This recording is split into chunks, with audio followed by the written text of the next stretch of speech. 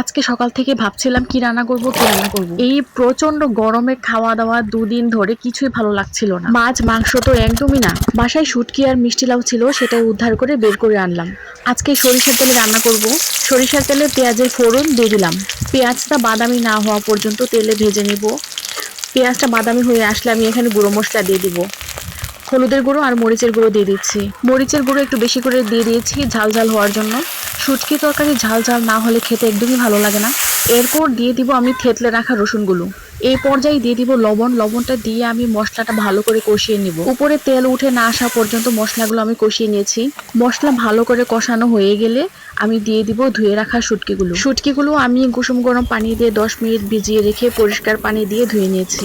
এই পর্যায়ে শুটকিগুলো আমি মশলা দিয়ে ভালো করে কষিয়ে নিয়েছি। চাইলে কেউ সামান্য পানি অ্যাড করেও ভালো করে কষাতে পারে। শুটকিগুলো ভালো করে কষিয়ে নিয়েছি আমি। এই পর্যায়ে ধুয়ে কেটে রাখা মিষ্টি কুমড়াগুলো আমি দিয়ে দিয়েছি। মিষ্টি কুমড়াগুলো দিয়ে দেওয়ার পর আমি আবার ভালো করে কষিয়ে নিব। কষানোর মাঝে মাঝে আমি ঢাকনা দিয়ে ঢেকে দিব।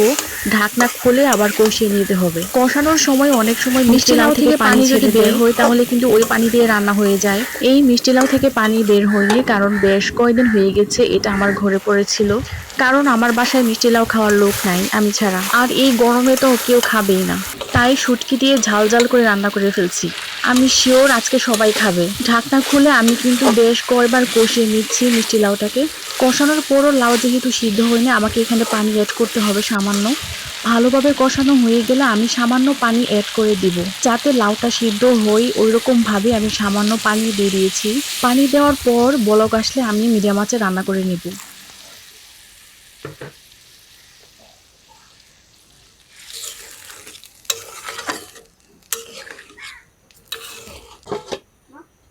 পানি একেবারে শুকিয়ে গেলে আমরা এই পর্যায়ে চুলাটা অফ করে দিব।